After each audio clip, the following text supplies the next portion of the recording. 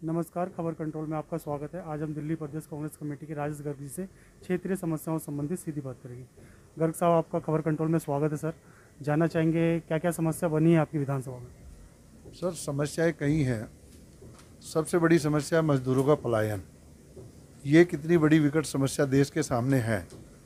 जब हम लोग लॉकडाउन हुआ तो लेबर को कहा गया कि आप यहाँ रहिए, व्यापारियों को कहा गया आप इनको सैलरी दीजिए, इनको खाना दीजिए।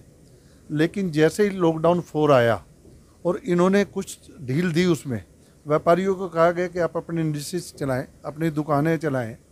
उसके बाद एक सबसे बड़ी समस्या हमें समझ में नहीं आई कि ये क्यों हुआ, कि मजदूरों का पलायन क्यों शुरू कर दिया। एक तरफ आप कहते हो उद्योग व्यापार को चलाओ, दूसरी तरफ आप कह रहे हो कि मजदूरों का पलायन किया जाए। तो ये समस्या बड़ी विचित्र है, हमें नहीं समझ में नहीं आया। इससे तो आपने दोनों काम कर दिए। व्यापारी को पहले तो व्यापार से मार दिया, फिर उसके बाद उसको पैसे से मार दिया। अब आज व्यापारी बैठा हुआ है, लेकिन उसके पास कोई मजदूर नहीं है, कोई लेबर नहीं है, वो काम कैसे करे? जिस इंडस्ट्रीज के अंदर 12 या 14 आदमी होते थे, आज 2 आदमी है। व्यापार ठप पड़ा है, अर्थव्यवस्था बिल्कुल ख़राब हो गई है, पैसे का आवागमन नहीं बचा है, भूख इतनी बढ़ गई है। मजदूरों को देख रहे हैं रोड पे चलते हुए, उनको खाने के लिए नहीं है, उनको पीने के लिए नहीं है। ट्रेनें 6-6 दिन में पहुंच रही हैं। तो मजदूर बेचारा इतना परेशान हो गया है, वो यही नहीं समझ पा रहा कि मैंने प्लान करके गलती की या ठीक किया है, और कब तक रहेगा ये। आखिर एक ना एक दिन गवर्नमेंट ने ये माना है कि भाई हमारी मजबूरी है कि लॉकडाउन को लंबा नहीं चला सकते। तो इनको चाहिए था कि मजदूरों को अभी यहाँ रोकते, उनको काम से जुड़ाते, काम चलते, मजदूर अपने काम में लगता, तो ये जो हालात बिगड़े हैं ये नहीं बिगड़ते। अभी हमारे सामने समाचार आ रहा है 6-6 दिन में ट्रेनें पहुंच रही हैं। उन्होंने कानपुर रेलवे स्टेशन में पानी की स्टॉल लूट ली, एक जगह दूसरी जगह आया वहाँ खाने की स्टॉल को लूट लिया। उनको आप क्या दिखा रहे हैं, क्या देना चाह रहे हैं आप उनको? हम डिमांड करते हैं, आपको मजदूर को देना है तो उसके अकाउंट में पैसा दीजिए ताकि वो अपना घर खर्च चलाए। आप उनको पैसा नहीं दे रहे हो, आप उनको पलायन करवा रहे हो। पलायन करने के बाद उनको पता लगता है कि उनको खाने को नहीं मिला, पीने को नहीं मिला, वो तो भूख से मर जाएंगे। बीमारी तो बहुत बाद में मारेगी। कोविड-19 जो है वो बहुत बाद में आदमी को मारेगा, उससे पहले उसको भूख मार देगी।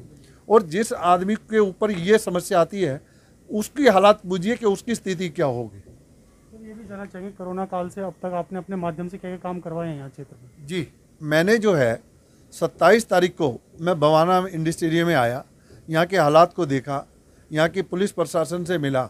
और जब उनसे मिला तो एक समस्या सामने आई कि यहाँ मजदूर हैं फैक्ट्रियों में, फैक्ट्री मालिक आ नहीं पा रहे हैं, फैक्ट्रियाँ बंद पड़ी हैं, कोई बाजार नहीं है, कोई खाने का सामान नहीं है।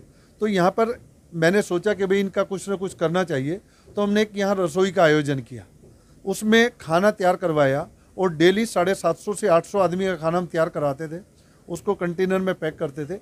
कंटेनर पैक करने के बाद उनको अपने हाथ से डिस्ट्रीब्यूट करते थे। ये मैंने 45 दिन तक कंटिन्यू इस खाने को चलाया है। और आज भी ये स्थिति है कि अगर उन मजदूरों के लिए खाने का इंतजाम नहीं हो तो यहाँ प्रशासन की तरफ से कोई इंतजाम नहीं है किसी भी प्रकार का। दिल्ली सरकार ने कुछ काम नहीं किया इन चीज़ों को? कोई काम यहाँ नहीं किया सर, किसी भी प्रकार से।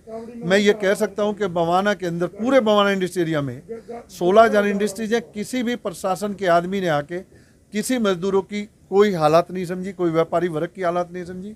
यहाँ जो भी किया अपने पर्सनल बेस पे किया, किसी की सपोर्ट से नहीं किया। यहाँ के सांसद हैं, उन्होंने भी कभी ध्यान नहीं दिया इन चीज़ों को लेकर? नहीं सर, सांसद जी का तो यही नहीं पता कि सांसद जी दिल्ली में या दिल्ली से बाहर है। सर, ये भी जानना चाहेंगे आपसे, आपने जैसे आपने बताया कोरोना काल में आपने इतने काम किए हैं, इसके अलावा कांग्रेस के लिए आपने क्या काम किया है? सर, कांग्रेस के लिए हमारे से जो बन पड़ रहा है हम काम कर रहे हैं। व्यापारियों की समस्या है उसको बार बार उठा रहे हैं। यहाँ बवाना और नरेला इंडस्ट्री एरिया 25,000 इंडस्ट्रीज हैं। बिजली कंपनियों ने लॉकडाउन के अंदर फिक्स चार्ज वसूला लोगों से, जबकि हरियाणा, यूपी, राजस्थान ने ऑलरेडी माफ़ कर दिया। लेकिन यहाँ के व्यापारियों ने उस पैसे को ज़बरदस्ती भरना पड़ा, क्योंकि उनके डिसकनेक्शन के नोटिस आ गए। और गवर्नमेंट से जब हमने बार बार इसकी अपील की तो उसने इस ओर कोई ध्यान नहीं दिया। सेंट्रल गवर्नमेंट ने अपने 20 लाख करोड़ पैकेज में जो पैकेज दिया है, उसमें 90,000 करोड़ रुपए का पैकेज बिजली कंपनियों को दिया है। तो हम आपके माध्यम से पूछना चाहते हैं कि ये पैसा किसको दिया जा रहा है?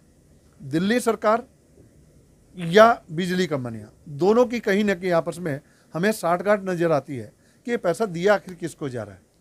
जब व्यापारी पैसा ले रहे हो आप फिक्स चार्ज का, हमारे इंडस्ट्री में 11 किलोवाट से लेके 140 किलोवाट तक के मीटर सैंक्शन है।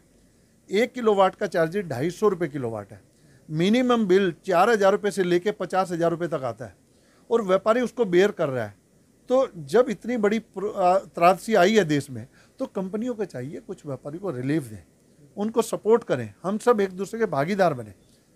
तो ये चीज़ मैं गवर्नमेंट से कहना चाहता हूँ कि व्यापारियों की समस्या को भी सुने। व्यापारी इतने मजबूत नहीं है कि जो इस समस्या को झेल जाएंगे। उनको रेंट देना है, उनको बिजली का बिल देना है, उनको मजदूरों की सैलरी देनी है, उनको जो हमारे DSA DC के चार्जेज हैं उनको पे करना है, उनको बैंक की EMI पे करनी है। तो वो आएगा कहाँ से? उसका व्यापार तो बंद पड़ा है, उसके व्यापार पे कुछ है ही नहीं काम करने के लिए, तो वो कहाँ से लाएगा ये पैसा? अनिल जी के नेतृत्व में क्या लगता है, अगर चुनाव होते हैं तो क्या बदलाव होगा? हाँ सर, हमारा ये मानना है कि जिस तरह से हमें दिखाई दे रहा है, जनता परेशान है, मजदूर परेशान है, व्यापारी वर्ग परेशान है और इस गवर्नमेंट ने कोई भी कुछ कार्य नहीं किया, तो हमें लगता है कि हम अच्छा प्रदर्शन करेंगे और अनिल जी के नेतृत्व में जो हम इलेक्शन लड़ेंगे वो बेहतरी के लिए लड़ेंगे। हम जनता की सेवा के लिए तत्पर हाजिर हैं। कुछ और कहना चाहेंगे सर आप?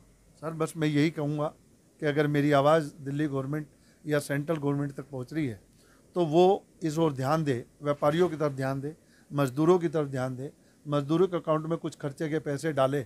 हमने अभी स्पीक इंडिया चलाया था कल मुहिम, उसके अंतर्गत हम यही चाहते हैं कि भाई मोदी जी 10-10 हज़ार रुपये हर मजदूर के अकाउंट में डाले।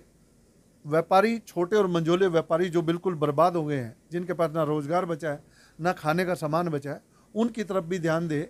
खाली अलाउंस करना किसी चीज़ का हल नहीं है जब तक हम प्लेटफार्म पर जाकर उस समस्या से रूबरू ना हो।